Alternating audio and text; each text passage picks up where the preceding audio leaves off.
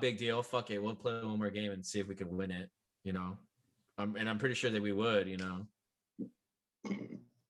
Yeah, well, maybe that could be a thing, but that'd be super risky, right? Yeah, of course, that's super risky because now you're assuming that we're going to be able to beat the Grizzlies or the Spurs or the Warriors, for example, right, and be good, you know, right. when those teams are not bad, you know. I overall like it though, like that, yeah.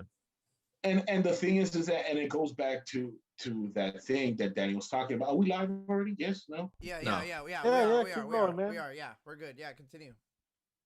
So, like what Danny was saying was about the offensive talent. I don't know what the stat was, Danny, that the NBA this year was what? Oh yeah, so offensively. Yeah, so in this case, just to kind of premise, now we're kind of you're kind of talking about it, segue into it. So the NBA right now is on pace for its highest scoring season in 50 years. So like, what is it? Just a couple of reasons why just teams are employing more spread out modern brand of basketball. They're shooting and making more 3-pointers than ever. So they're shooting 34.6 attempts per game. So almost 35 threes. And they're making 36.7%, which is a lot. But then now there's more talent than ever. So right now, currently, like guys got, instead of like defensive specialists and like guys on offense, you know, you got to get like 20 points a game. So right now you have like 32 players that are averaging more than 20 plus PPG. So that's a lot, dude. Yeah, you know what's gonna happen, right? The argument's gonna come back about moving the free throw. The 3-point line further away. Well, maybe, but that could be a definite possibility. But I think what it is now is one thing is the college game, because in the college game, we love seeing March Madness. We love seeing those Cinderellas. We love seeing this, but those Cinderellas make it because those offenses are weird and are different from what the big schools run, because the big schools run those NBA sets. They run those. Our players are better than yours. Yeah. So we're preparing them for the NBA, and then you have the VCUs back in the day, the Wichita States, the Villanovas when they were little, the Gonzagas. I remember watching when I was little. Those schools were the Cinderellas. Those were the underdogs. Now they're the big dogs, but before they were the underdogs.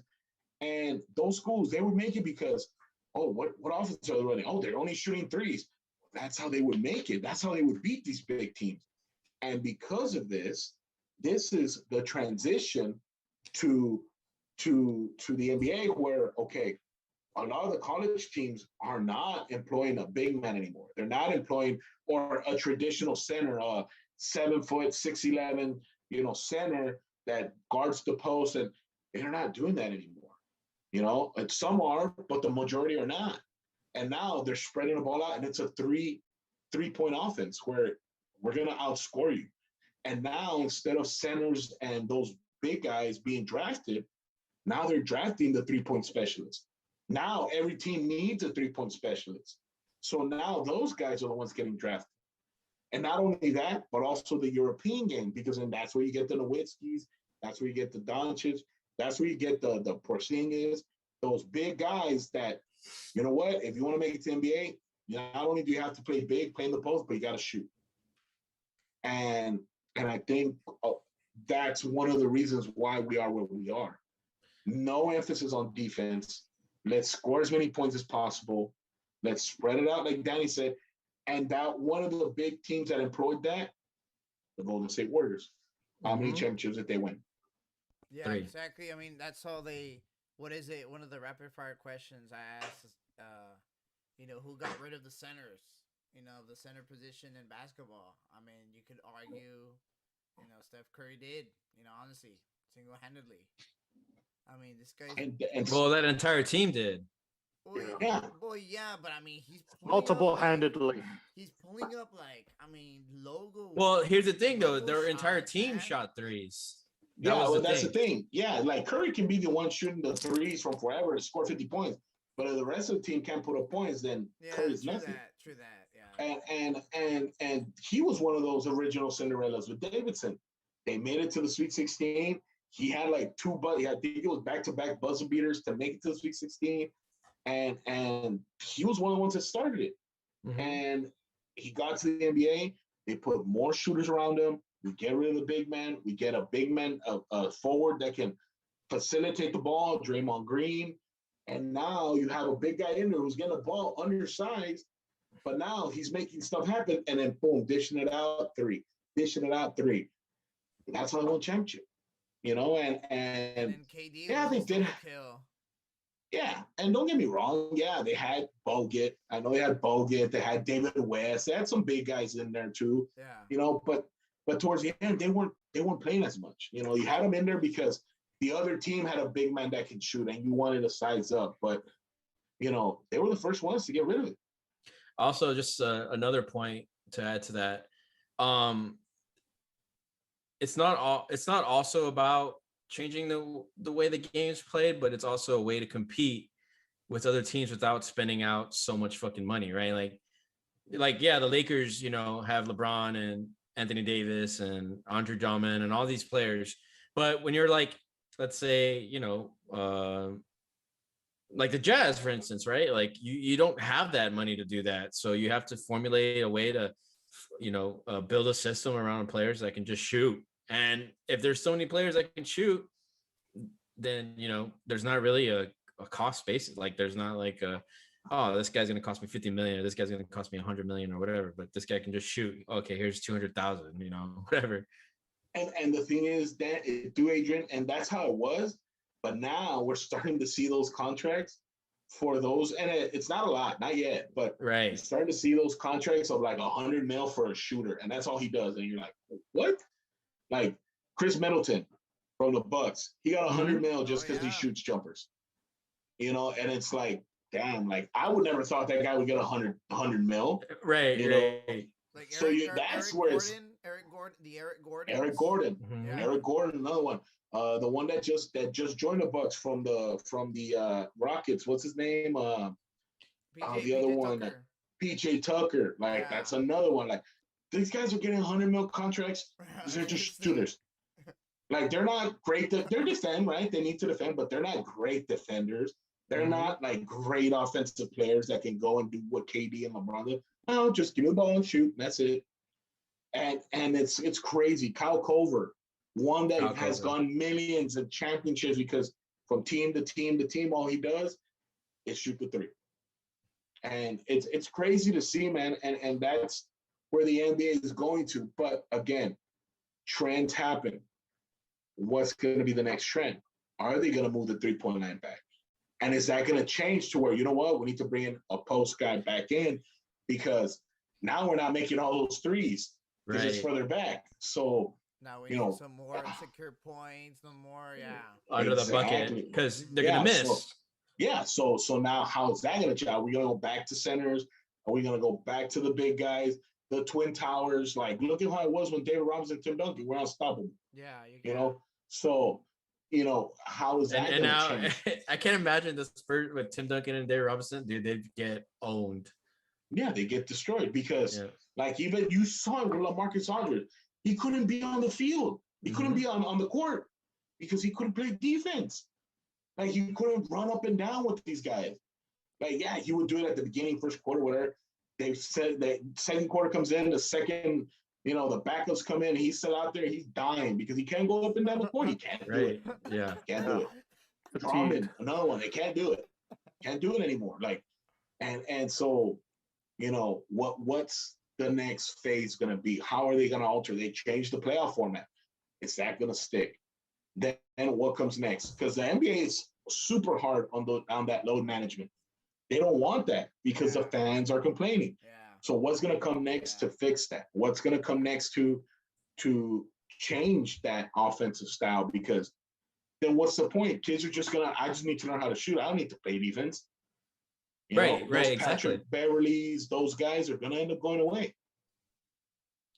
Yeah, and it's the only thing I can think of that could also change the game, but this is a process, is to find a way to start defending the three a lot better, right? But even then, you're talking about years of building a strategy and implementing that strategy and getting the players around to actually do it. And I think you're right, and that could be something. But then again, it comes to this, and this is me just seeing it on a middle school level, high school level. You can go and protect and go and fight that. And if you have a half decent player that can just drive it in and do layups, he's gonna kill you every time. Yeah, Because if you have a guy and he can be covered, there can be a guy on him. But if you have like a guy that's not afraid to go at the rim, that guy's gonna end up getting tons of layups or tons of free throws. He's gonna keep on getting fouled. So right. And so that's probably the counter to that right now. And you're right, it's gonna take time to figure out a secure way to defend that three. But I think maybe moving the line back, maybe that's a definite option. Because even then, even when you have that, let's say Chris Paul kind of player that can drive in, he's only going twos and they're just raining down threes on you. So even then, it's still not a very. I mean, it's not a good trade-off. Right, it doesn't work. I mean, it's that's how he's going up to the bucket and he's getting like 50%, and then Golden State's over here hitting 60% threes. It's like, geez, I mean. Yeah, they're gonna double the score. Yeah, and that's how they. I mean, they annihilated through teams. Mm-hmm. When they're in the championship run, and they're undersized. It was bad. Where you're like, oh, okay, we're under. It was annoying. We're 5 up or whatever on them or whatever, right? And then the next like minute and a half, they just go hot, and then you're like down by 12. Like, God, and that's a great point, Danny, because that's another thing. It's like the game might start and they might be cold and they're missing everything. They're down 20, but they get on a hot streak and now they're winning by 20. Like, that's how fast it can change when you're a team that does that. Mm-hmm. That's why the Rockets were never with, these last few years with D'Antoni and Harden and Paul and all those guys, they were never out of it. They were always competing because if we get hot, watch out. We're going to score 20, 30 in a minute. Like, and it's going to go down quick. You better be ready. And so, but again, that has a shelf length. How long did that last? Did the Rockets go and make it? 3 years, 4 years of it? Did they make it to the Western Conference Finals? I think maybe once, and they got swept. Yeah. And so, we have the Warriors there. The Warriors did it. They did it 3 times. Well, 2 times. The last one with KD, we can say whatever. But, they did it for sure 2 times on their own. So, but what other team has done it? The Raptors didn't do it. The Raptors were not that kind of team when they won it. The Lakers were not that kind of team when they won it. Yeah, they have 3-point specialists, and yes, they kick it out to shoot the 3, whatever. But you have your Kawhis, you have your Siakams, you have your LeBron, your Anthony Davis, so those guys are there. Yeah. What's going to happen, with, the Giannis's? Is Giannis never going to win one because he doesn't have one of those teams? Embiid. Is Embiid ever going to win one because he doesn't have that kind of team? Mm-hmm. So, that's where we're going to have to see what they do, because then teams are going to go away and it's like, well, I don't want Embiid. I don't want an Embiid player. I'd rather go get that guy over there that's, the 4th stringer off the bench that can knock threes down like nothing, because he's going to help my team. I just give him the ball and he's going to score 30 a night. Yeah, exactly. So just kind of moving into that, I know we always talk a lot about passing the torch, just like in just about every sport we talk about. And I know obviously we're, the top players right now, LeBron, your LeBrons, your KDs, all, Giannis's, obviously, they're still top teams, right? You have your upcoming players, your Lucas, the Don, right? And right now, I just want to talk about Zion. So I know he's still pretty young. He is in the Pelicans, so in a relatively small market, but he is actually doing really good. So obviously, before coming into the league, he was highly compared to Charles Barkley. So you have that comparison there. But he might be poised to actually make the All NBA team right now. He does have 27 points per game. 7.2 rebounds per game, 3.7 assists, and he's shooting 61% from the field. So he's doing pretty good. He's being very, very efficient. And just kind of wanted to just talk about that. Where we're just talking about like how the game's evolving and everything. Everyone needs to know how to shoot. Whatever, regardless your position. or at least score, find a way to score. And right now I know Zion, he's a big boy. Like he's just a big boy. Like he can bully people. Not a la Shaq, but a little bit, how a little bit Barkley type of player, if you will. Even though you can't really play that type of game anymore. Just kind of want to get your opinions on that. I'll start with you, Adrian. Just talking about the same thing we were talking about, like a player that has the ability, a big, tall player, a power forward, especially, having the ability to shoot outside the perimeter, and that's, there you go. But I don't know about passing the torch so much. We'll have to see, right? But I think he's still, hasn't played too much and he's been hurt. So, this was his first year that he actually played until recently. But, I don't know if he'll be the future of the NBA or anything like that. But he's definitely pretty good. I don't know. I still don't know who had passed the torch to, I guess, so to speak. All right. Yeah, what do you think, Tosco? I kind of agree with Adrian in the sense of, well, last year was his first year. He didn't play because he was hurt. And then, he did come. He came in. He played. And then he played for what, maybe, I guess maybe like 15 games. And then, came back, played in the bubble a little bit. But, the Pelicans weren't in it that much. So, this year was his full year. And the thing is like, I don't think he's injury prone. I can't say where he's injury prone, but I think the way he plays is not going to help him because he attacks. He's an attacker. He's going to get fouled. He's going to get hit. And that's why he's out now. They broke his finger. He fractured his finger. And, and he's going to be out. He's out for the rest of the year. So, scoring wise, I think Adrian brings up a good point I don't think he in the passing the torch thing because, yeah, he's putting up 27 points per game. But like you said, how many other players are doing that? Like 30. Tons. So, yeah. So are you going to call all those, passing the torch to those guys? You're going to compare those guys to Bird and Magic and Drexler and Jordan and Pippen? The thing is that they are a product of the way the game is played. Zion is going to score 30 points a game because he's going to attack. He's going to drive. The 3-point is still not there for him. He shoots whatever. He shoots from far. He can shoot the 3 occasionally, but he's not there with the 3 yet. But the thing is is he really something special? I don't know that we can say he's the next Barkley. He's the next Shaq. Is he on his way there? Sure.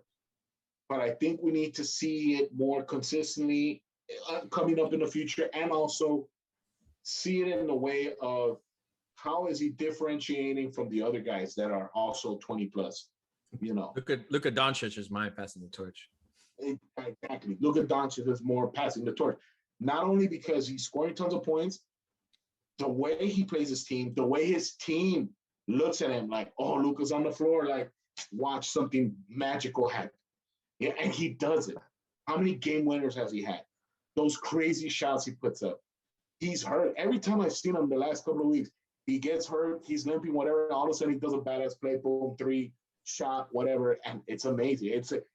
Luka Doncic is getting to a point where it's must-see TV. He's getting it. He really is, because he's something really special. Zion is not there yet. Zion is not must-see TV. He was must-see TV in Duke. You wanted to see what he was going to do, but he was going up against lesser guys. Now you're in the NFL.